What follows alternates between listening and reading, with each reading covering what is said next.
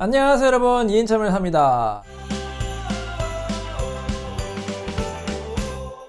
자, 오늘은 제가 예전에 진행한 사건 중에서 성공적으로 잘 끝난 사건에 대해서 설명드리겠습니다. 이인철 변호사의 성공사건 시작합니다.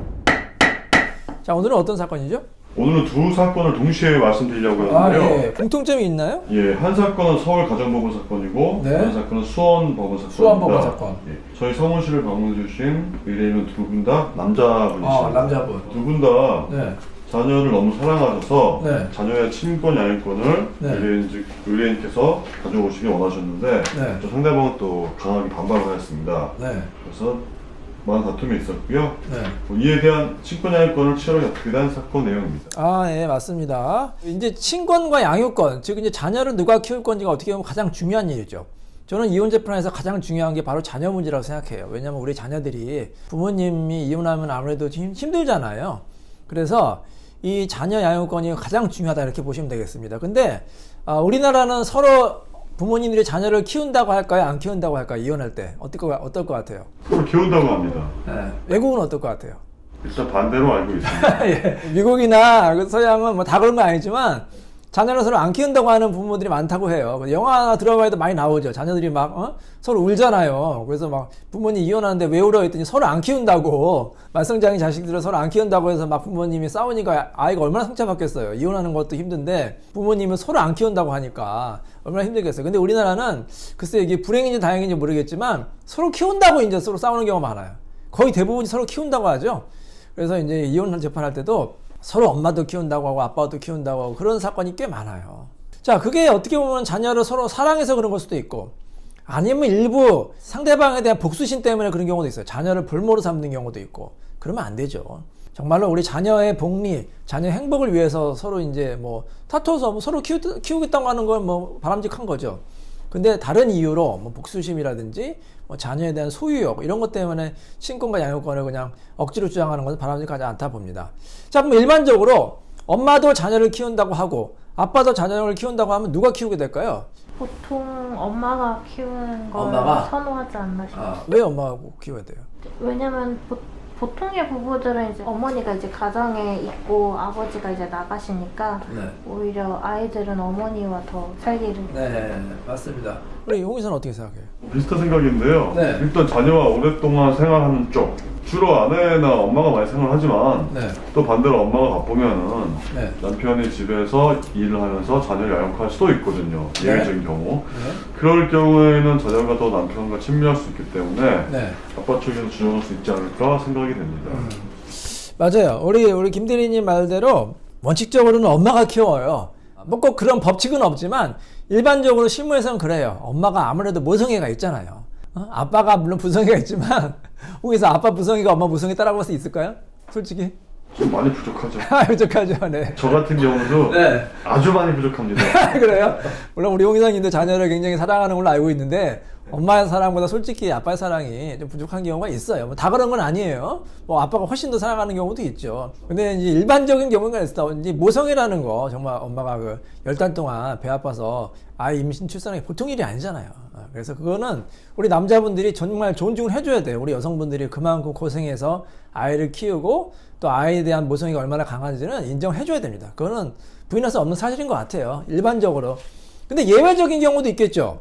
정말로 이혼 사건을 이제 하는데 제가 봐도 엄마는 좀 아이에 대한 그 애정이 물론 조금 있지만 아빠보다는 조금 부족하고 아빠가 정말로 자녀를 사랑하는 경우가 있어요. 제가 봐도. 그리고 현재 아이를 키우고 있다, 아빠가. 엄마는 집을 나가서 그냥 연락도 안 돼. 그리고 한참 있다가 뭐 아이 키운다고 막 연락 오고 소송하면서도 뭐 1년 동안 아무런 뭐 그냥 왕래도 없고 양육비도 안 주고 있다가 이제 와서 엄마가 아이를 키운다고 한다. 자, 그러면 어떻게 될까요? 법원에서도 좋지 않게 볼 것 같고. 그렇겠죠. 왜 이제 와서 1년 동안 뭐 하고 나서 이제 와서 가출한 다음에 아이를 키운다고 하는 거는 과연 아이에 대한 애정이 있느냐 이렇게 이제 의심을 한단 말이에요. 자, 그래서 이 아빠가 친권자, 양육권자가 되는 경우도 있습니다. 이게 쉽지는 않아요. 그죠? 일반적으로 엄마한테 이제 가는 게 일반적이니까 대부분 엄마한테 가는데 저희가 열심히 변론해서 자녀 아버지한테 친권과 양육권이 온 그런 판결들이 있어요. 저희 사무실에서. 실제 판결이죠. 자, 제가 보여드릴게요. 예전 사건이긴 한데 서울 가장 실제 있었던 사건이에요. 담당 변호사 이인철 있죠. 담당 변호사 이인철. 여기서도 남편이 이제 원고였는데 남편한테 이제 친권자와 양육권자라 원고를 지정한다 이렇게 나왔어요. 그다음 아까 말씀드린 대로 수원법원 사건 담당 변호사 이인철 보이시죠? 담당 변호사 이인철 제가 실제로 진행한 사건인데 두 사건 전부 다 아빠한테 이제 그 친권자와 양육권자가 지정된 그런 사건이에요.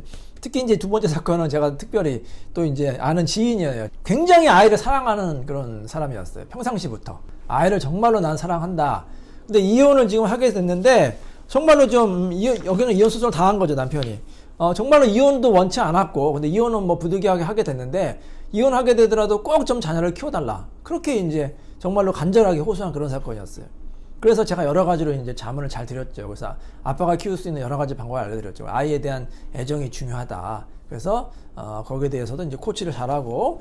근데 두 분 어떻게 생각해요? 정말로 서로 키운다고 주장만 할 경우에 그게 법원이 누가 사실 자녀에 대한 양육권 친권자가 적합한지 알 수 있어요? 법원이? 말로만 했을 경우에? 알 수 없습니다. 알 수 없죠. 그럼 어떻게 해야 될까요? 입증해야 입증해야죠. 맞아요. 어떻게 입증해요? 자녀에 대한 사랑을 어떻게 입증해야 돼요? 자녀가 아주 어리지 않다면 네. 뭐 자녀에게 한번 물어볼 수도 있습니다. 예. 그렇죠. 자녀의 의견을 묻는데 보통은 이제 초등학교 정도 들어갔을 경우에 그때쯤이 뭐 초등학교 막 2, 3학년 그 정도면 이제 아이 의견이 중요하죠. 그러면 자녀의 진술서 같은 것도 예, 도움이 됩니다. 자녀가 이제 뭐 진술서, 뭐 탄원서, 뭐 일기장에 다 좋아요. 자녀가 할 때 의사 표현을 하는 게 굉장히 중요해요. 나는 정말로 아빠랑 잘 지내고 있다. 판사님, 저는 엄마랑 정말 살기 싫어요. 아빠랑 지금 잘 지내고 있습니다. 아이가 이렇게 구체적으로 진지하게 의사 표현하면 자, 두 분이 판사라면 어떻게 생각할까요? 아이의 말을 그죠? 아이의 말을 존중하겠죠. 아이가 엄마랑 살겠다는데 아빠랑 살겠다는데 판사가 아니야 너는 살지 마. 내가 보기에 너는 엄마가 사는 게 안 좋아. 아빠랑 살아. 이렇게 억지로 이렇게 판결 땅땅 내릴 수 있어요? 그거는 좀 이상한 거죠. 아이가 다 컸는데. 요즘에 아이들 굉장히 성숙한 거 아닙니까? 다 알아요. 똑똑해서 자기가 누구랑 사는 게 좋은지 알아요. 뭐 중학생 정도면 그건 너무 두말할 것도 없고. 근데 중학생, 뭐 고등학생 정도 다 큰 아이가 진작 의사 표현하는데 판사가 그거를 반대되는 그 의견을 결론 내리기 어렵단 말이에요. 그래서 자녀의 진술서가 가장 중요해요. 근데 문제는 뭐냐? 이게 갓난 아이거나 너무 어린 아이, 뭐 5살, 뭐 4살, 물론 말은 하지만 그 말이 좀 진지한 의사 표현이 어렵잖아요. 그럴 때는 어떻게 해요? 아이가 잘 놀고 있는 사진들을 그렇죠. 아이가 잘 지내고 있는 영상, 사진. 그거를 저희 같은 경우에 항상 제가 증거를 중요시한다 이렇게 했죠. 저희 사무실에 할 때 1순위가 증거입니다. 유능한 변호사도 중요하지만 유능한 변호사 못지않게 중요한 게 여러분 증거예요. 그래서 저는 항상 의뢰인한테 상담할 때도 항상 증거를 강조드려요. 자, 모든 게 증거가 중요해요. 이혼 사유도 증거가 중요하고 자녀 문제도 증거가 중요하고 재산 문제도 증거가 중요하고 처음부터 끝까지 다 증거가 중요한 거예요. 자, 그래서 자녀를 잘 키우고 있는 사진을 찍어 오시라. 영상. 아빠가 아이랑 너무나 행복하게 그 영상에 나오잖아요. 그게 가식인지 아닌지. 그걸 영상을 찍어라. 그리고 아이 건강 상태도 중요하죠. 그럼 어딜 가야 돼요? 병원에 데려가라. 소아과나.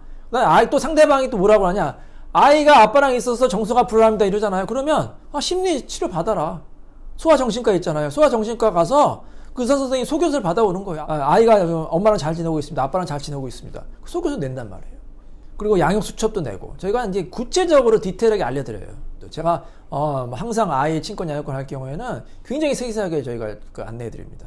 자문해드리죠. 어떤 증거를 마련하고 어떻게 증거를 확보하고 이렇게 주장하시고 입증하라는 걸 자세히 알려드려요. 그래서 저희가 이 사건 두 사건 다 아이 아버지가 친권자 양육권자가 됐잖아요. 그게 쉬운 게 아니거든요. 그래서 여러분 특히 자녀에 대한 친권 양육권 굉장히 중요한 문제입니다. 그래서 전문가, 경험이 많고 실력 있는 전문가를 꼭 찾아가셔가지고 자문을 받으시기 바랍니다. 자, 오늘도 여러분께 성공적으로 잘 끝난 성공사건에 대해서 말씀드렸습니다.